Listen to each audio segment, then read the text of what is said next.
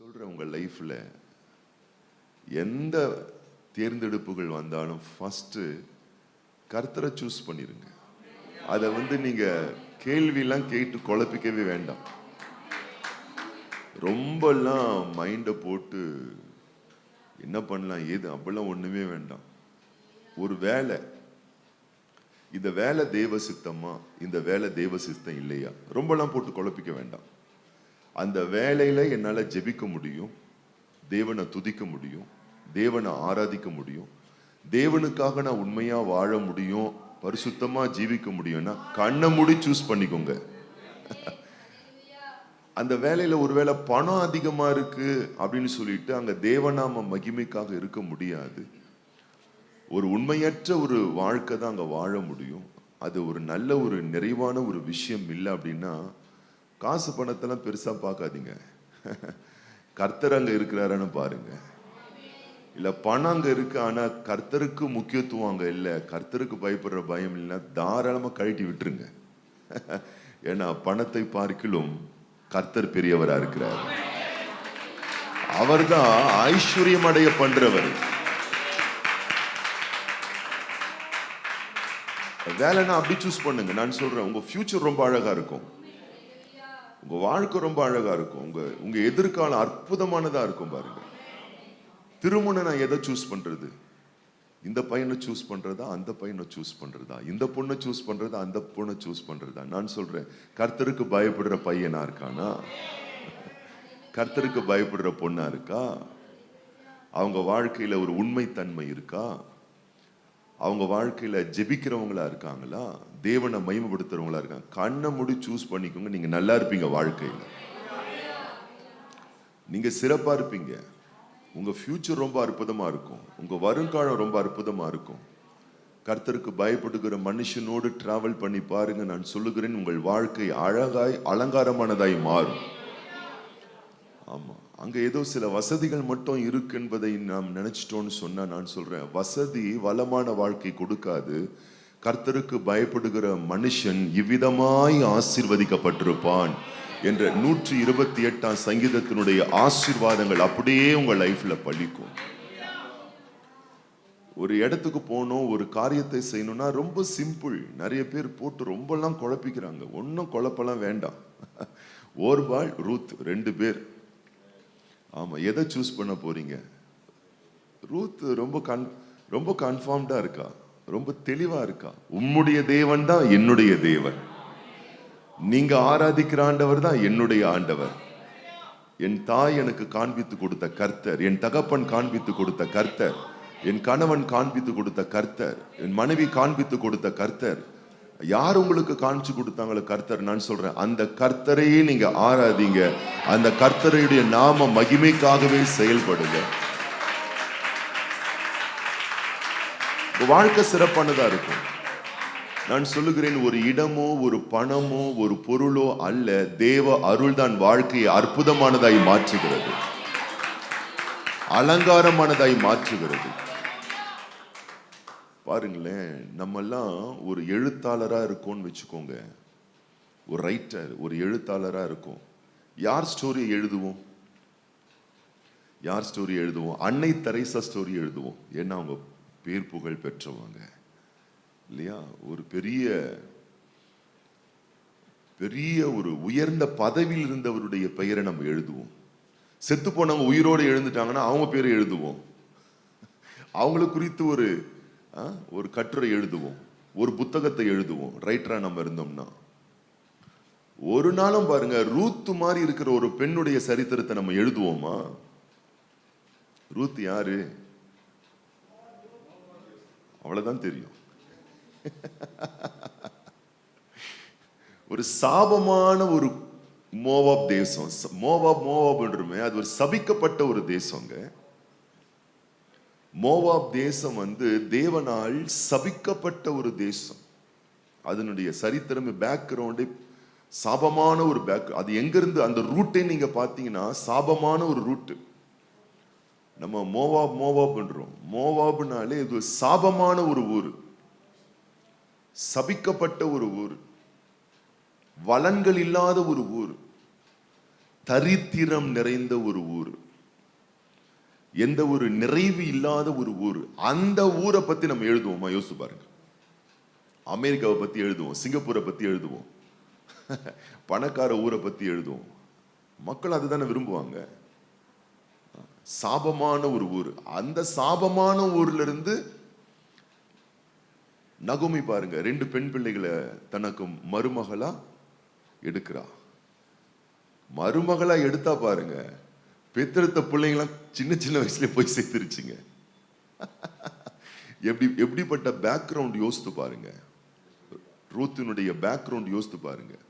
பிறந்ததே சாபமான ஒரு ஊரு. சரி, ஊரு சாபமான ஊரு, வளர்ந்ததே ஒரு பஞ்சம், ஒரு தரித்திரமான ஒரு தேசம். திருமணம் பண்ணி கொடுத்தாங்க. திருமணத்துக்கு அப்புறமா வாழ்க்கை ரொம்ப பெட்டர் ஆகும், சூப்பர் ஆகும்னு பார்த்தா சின்ன வயசுலயே புருஷன் செத்து போயிடுறான். இள வயதிலேயே விதவை ஆயிட்டான். எப்படிப்பட்ட வாழ்க்கை பாருங்க. அதுக்கப்புறம் பார்த்தீங்கன்னா அந்த ஊர்ல பஞ்சம் தலைவிரித்து ஆடுகிறது, பசியும் பட்னியும் அதிகரித்து விட்டது. எப்படிப்பட்ட ஒரு பின்னணி பாருங்க. நான் சொல்றேன், எந்த மனுஷனும் எழுத மாட்டான் இப்படிப்பட்ட சரித்திரத்தை. ஆனா பைபிளை திறந்து பாருங்க, ஆச்சரியப்படுவீங்க நீங்க. கொஞ்சம் திறந்து பாருங்க, ரூத்து திறந்து பாருங்க. ரூத்தை கொஞ்சம் ஓபன் பண்ணி பாருங்க. வேதம் சொல்லுகிறது, கர்த்தர் எப்படி என்ன பண்ணிருக்காரு பாருங்க. ஆண்டவர் செஞ்ச வேலைன்னா பாருங்க. ரூத்தின் சரித்திரம். ஆண்டவர் யாருடைய சரித்திரத்தை எழுதுறாரு பாருங்க. ஆண்டவர் யாருடைய சரித்திரத்தை எழுதுறாருன்னு பாருங்க. நம்ம எழுதுற சரித்திரம்னா ரொம்ப பாலிஷ்டா இருக்கிறவங்க, பர்னிஷ்டா இருக்கிறவங்க, பிக் ஷாட்ல இருக்கிறவங்க, பேரு புகழ் பெற்றவங்க. ஏன்னா அவங்களதான் மக்கள் நேசிப்பாங்க. அதனால தான் பாருங்க, விளம்பரம்லாம் நீங்க பாத்தீங்கன்னா ஒரு சினிமா நடிகைகளை வச்சுதான் விளம்பரம் பண்றாங்க. அற்பமாய் நினைக்கிற இந்த உலகத்துல நம்முடைய வாழ்க்கையை அற்பமா நினைக்கிற இந்த உலக மக்கள் மத்தியில நம்முடைய வாழ்க்கையை அலங்காரமா பார்க்கிற ஒரு ஆண்டவர், அற்புதமா பார்க்கிற ஒரு ஆண்டவர். எப்படி பார்த்திருக்கிறாரு பாருங்க.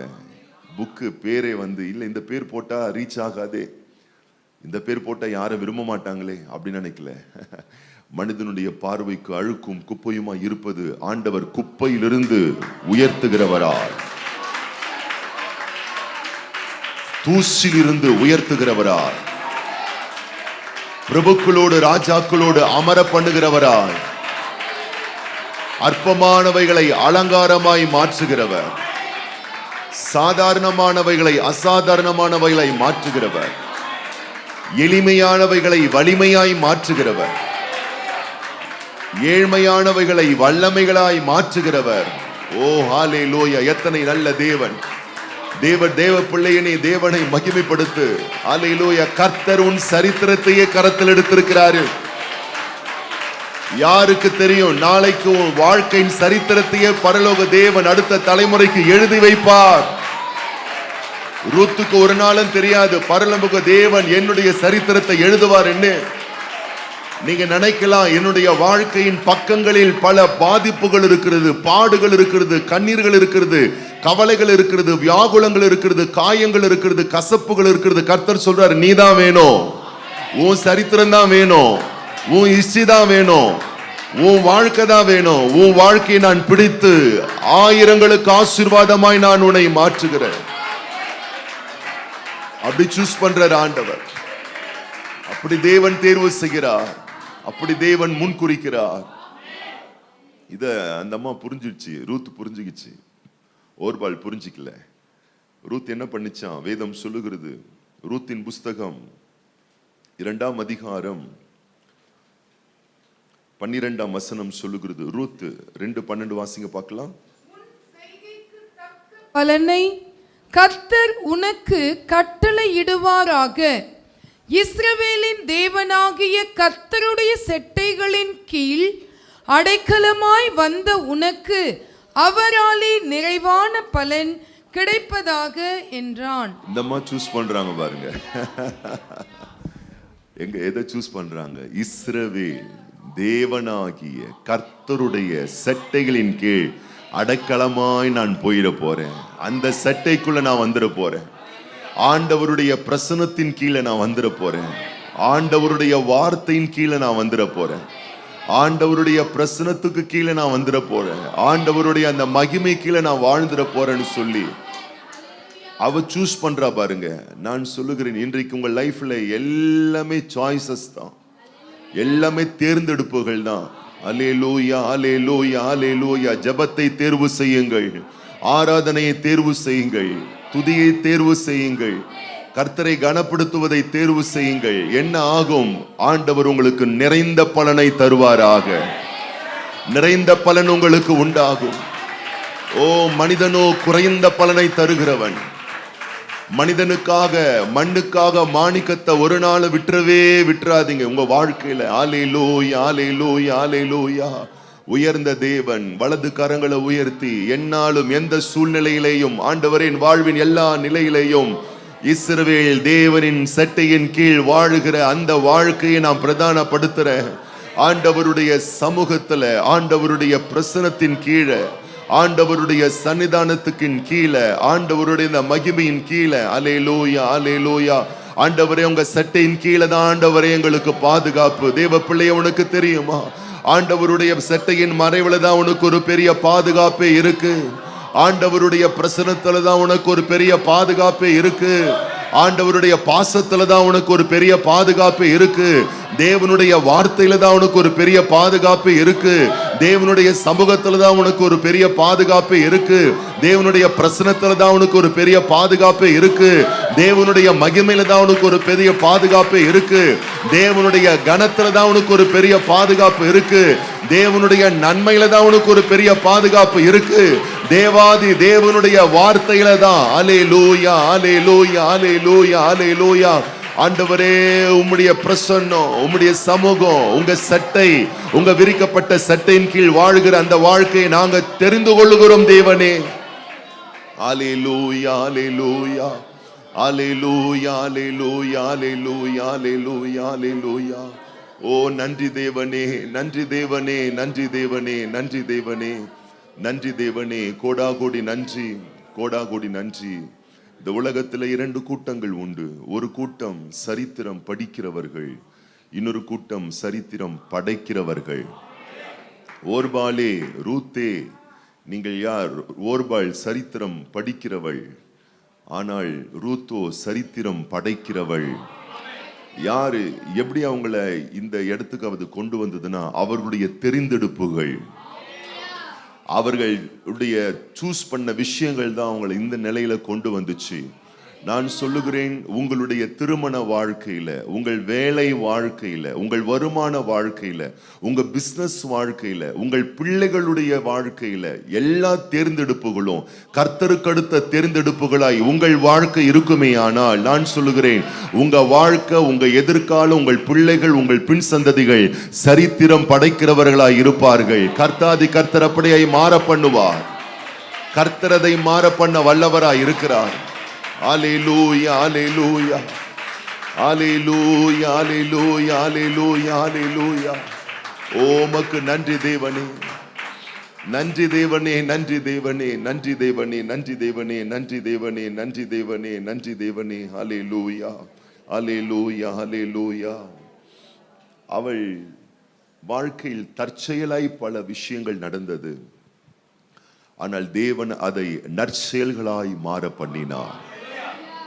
நீங்க ஃபர்ஸ்ட் பெஸ்டா சூஸ் பண்ணிட்டீங்கன்னா, நான் சொல்றேன், அதற்கு அதற்கு அதற்கு அடுத்து வரக்கூடிய எல்லா விதமான தேர்ந்தெடுப்புகளும் சிறப்பாகத்தான் இருக்கும். முதற்கோணல் முற்றும் கோணல், முதல் தரம் எல்லாவற்றிலும் தரமானதா இருக்கும். இவ ஃபர்ஸ்ட் கர்த்தரை சூஸ் பண்ணிட்டா பாருங்க. அதுக்கப்புறம் அவள் லைஃப்ல தற்செயல்கள் எல்லாம் நற்செயல்களாய் மாறினது. அவள் லைஃப்ல அவ நெல்மணியை பொறுக்கின இடம் தற்செயல்.